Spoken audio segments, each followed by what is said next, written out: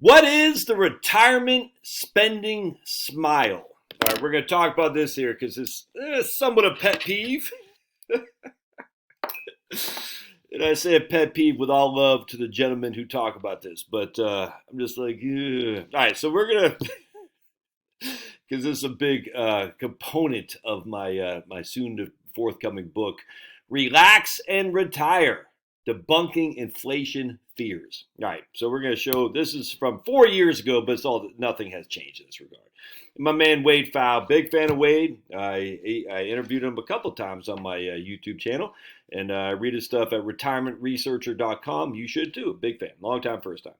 Hey, we're going to go down here, and we're going to show you that he is basing this article from Forbes, What is the Retirement Spending Smile, on my man David Blanchet's article that he had in the Journal for Financial Planning, which we're going to talk about here as well. All right, so this might be a long video, but be it as it may, it's important if you're thinking about retiring.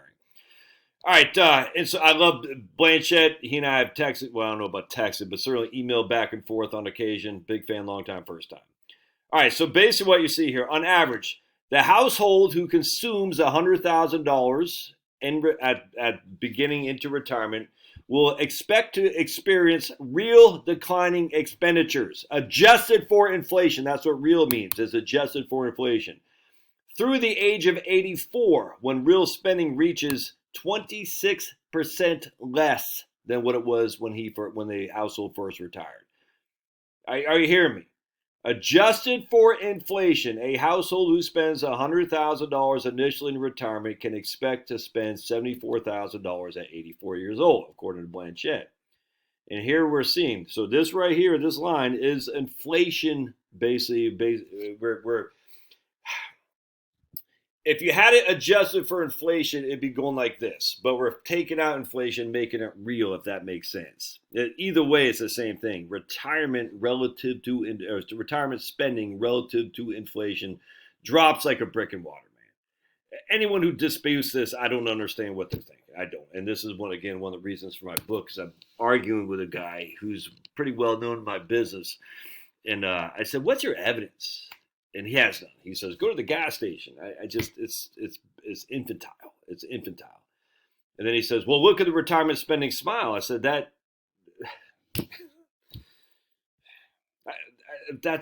completely contradicts your evidence to begin. It's freaking nuts, dude. It's so frustrating. I'm not gonna lie. Anyway, so here's a retirement spending smile. You can see your real spending. It doesn't matter. Real spending just takes out inflation. You can do it inflation adjusted. It doesn't matter.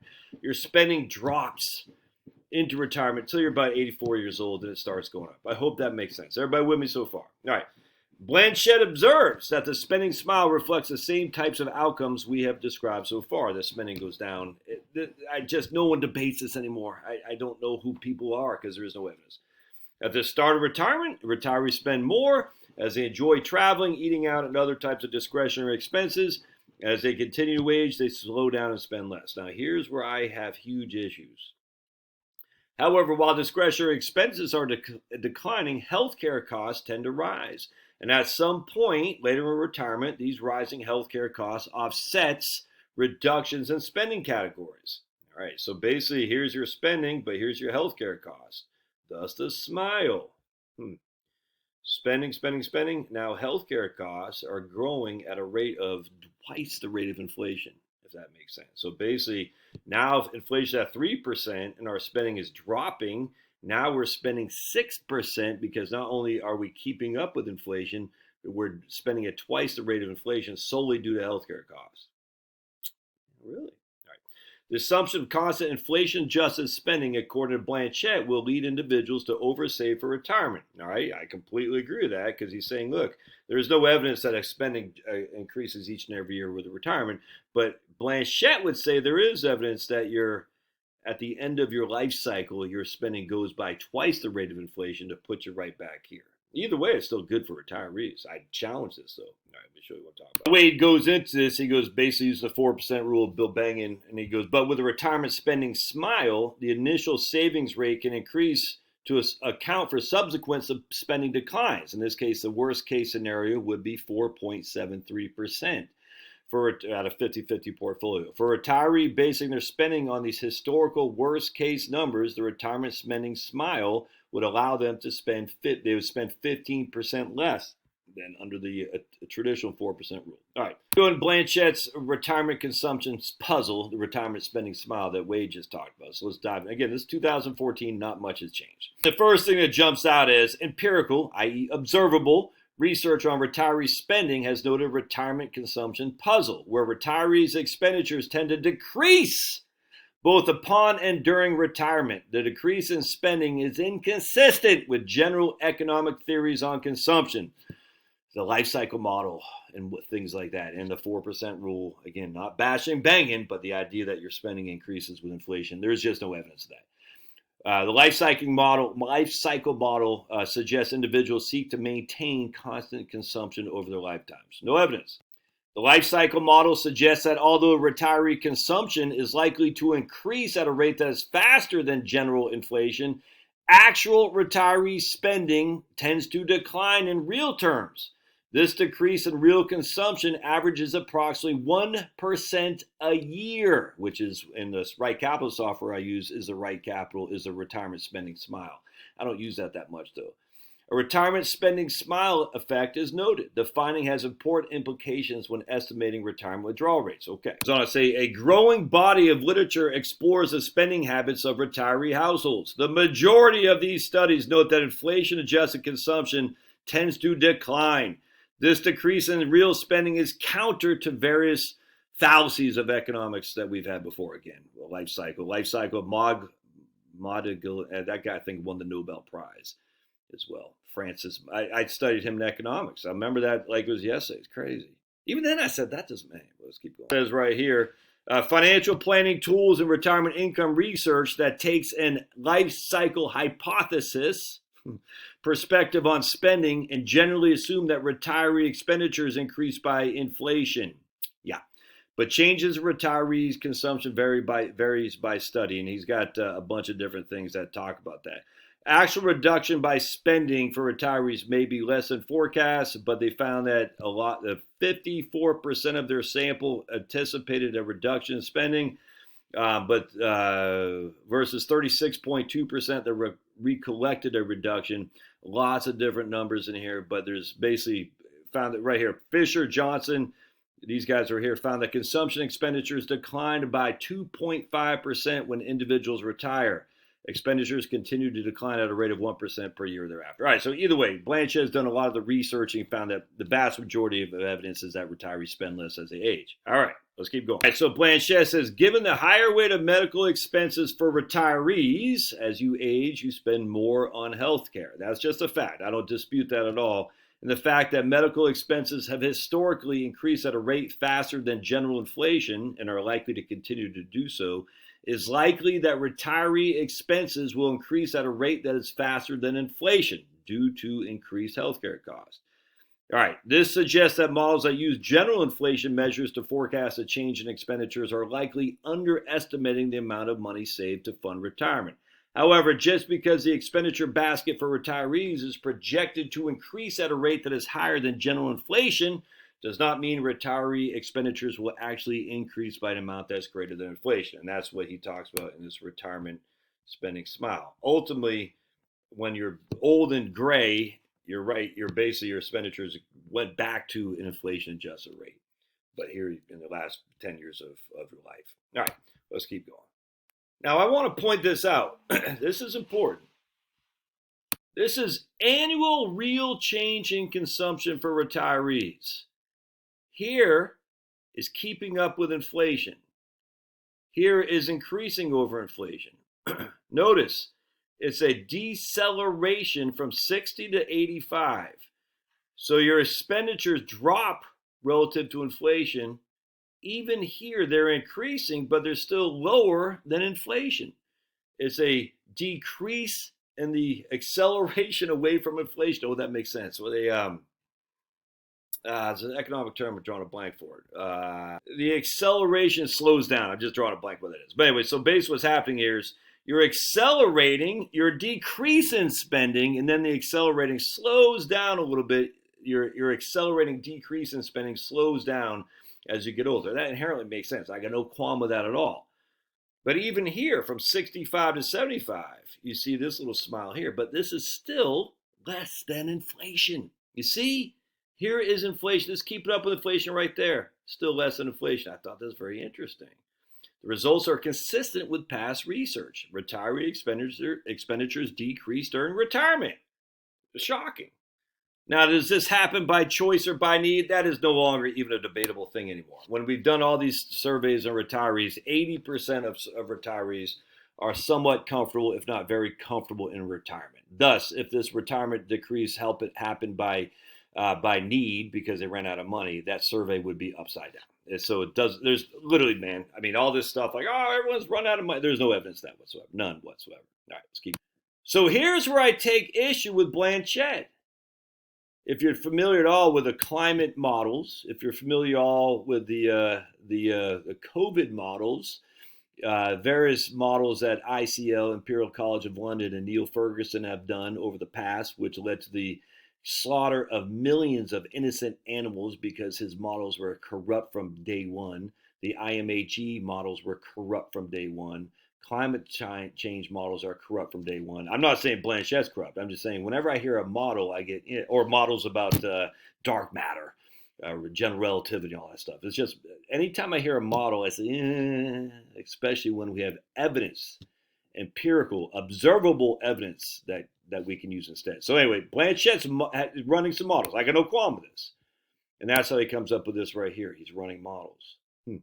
However, I'm going to go to my book, which is You Can Retire on Social Security. All right, we're going to talk about the truth about medical costs in retirement. This is chapter 15, the last chapter of the book. So we're going to use the Consumer Expenditure Survey here, 2014. Look, I've done it all the way up to 2019. It's the exact same thing. If you're age 75 or older, your total annual expenditures are $36,000, of which how much of that was going to healthcare? 13 right there, 15%. So the average household over the age of 75 was spending $5,700 for healthcare. All right. I mean, that's 15%. Yes, that's high, but still not even anywhere near what housing was, which is 36%. And even food is still 12%. The point being is there's no evidence that the average expenditures for healthcare go up like the way Blanchett was talking about. There isn't any. So let's just keep going because I want to pause real quick. Just going back to Fidelity's, you need $300,000 to pay for healthcare costs in retirement. That does not include health insurance. Well, how'd they come up with that? Well, the average 65 plus retiree today should expect to pay around $5,000. Again, this is a few years back on healthcare premiums and out-of-pocket expenses. Yeah, I completely agree. Actually, I have $550 a month budgeted for Medicare Part B, Part D, supplemental policy, and ears, eyes, and nose, all that. I got 100%, man. You can see it's a little bit more than it was back then. Oops, my phone's ringing. My issue. Here's Jonathan Clements tweeting at 4:30 a.m. Out-of-pocket medical costs devour 18% of the average retiree's income. Devour? Of the average retiree's income.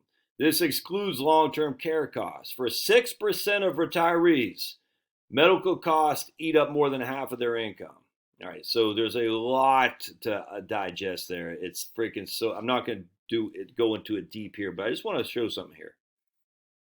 This is a scary article from Morningstar where they say 52% of people turning 65 will need some type of long-term care. All right, 58% of women will need some type of long-term care. 2.5 years is the average number of years that women will need long-term care. 14% of people will need long-term care for longer than 5 years. All right, so, oh my goodness, more than half the people will need some form of long-term care. However, 57.5% of individuals turning 65 will spend less than $25,000 on long-term care during their lifetimes. So the average number of years women will need long-term care, 2.5, and yet more than half will spend less than $25,000 on long-term care during their lifetime. Just because you need some type of long-term care doesn't mean it's going to be god-awful expensive and bankrupt you. That's the point. 15.2% between 65 will spend more than $250,000 on long-term care during their lifetimes. And then we're going to see the National Association of Insurance graph right here. Expected long-term care from ages 65 to death expenditures. No expenditures at all, almost half the population. Over than $250,000 of expenditures, 15% of the population. So you're going to do the retirement spending smile on average, given that the average is right. I mean, this is it right here between less than 25,000 and nothing. That is more than 50. That's almost 60% of the population, and this is expected long-term care cost. Only 30% of the population of expected long-term care costs spends $30,000, which means 70% spends less. Which, if you can self-insure, or if you need a long-term care facility, you sell your house. But that's just projections. We actually have actual studies from the EBRI. Estimates how much retirees spend on out-of-pocket health care after age until death. Unlike many studies, it includes only expenses actually used. It is based on self-reported expenses of actual retirees, not expected, but actual usage. Did you catch that? The study is not looking at hypotheticals, but actual cost. Interesting. Well, maybe because its conclusions, why people don't see this, is because for the majority of surveyed people, out-of-pocket healthcare expenses are not as high as commonly believed. For those who die at 95 or later, the median, 50% pay more, 50% pay less, cumulative out-of-pocket expenses from 70 until death is $27,000. The median was $27,000, with a median annual cost of $2,000 out-of-pocket expense. Now, the authors do say out-of-pocket expenses are catastrophic for some. Again, those who died 95 or later, the 95th percentiles are nearly 172,000 or just over 269,000. Going back to this chart right here, there are some people who pay significant amount. But to use that as if that's going to be you inherently, that doesn't make any sense. Doesn't make any sense. There's a small minority of folks who have a big out-of-pocket healthcare cost. And the primary reason for this is nursing homes. Essentially, if you can stay out of a nursing home, there's significant reason to believe that your out-of-pocket expenses and retirement for healthcare will be reasonable. For all surveyed people, the median out-of-pocket nursing home expense is zero. For all surveyed people, because a significant amount of people never went to a nursing home. Anyway. So the retirement spending smile makes a lot of assumptions on models. And again, this is not a bash about the gents. Not at all. Big fan of those guys. I don't understand this fear mongering. And they're not doing it. They're on our side. Fowl, Blanchett, Fink or Finky, I can't remember these guys. But it's just like, dudes, oh my goodness. Let's just say you are one of the people who spend over $250,000. Do you have the ability to do that? The answer is you probably have a house you can sell. You probably have assets you can liquidate. If not, then you go to Medicaid. That's what Medicaid is for, by the way. Not to hide assets so you can make your grandkids and children rich while you take advantage of the largesse of the federal government and the state government. All right. Hope this helps. Love to hear your thoughts. This is the big stuff, man. We'll see you.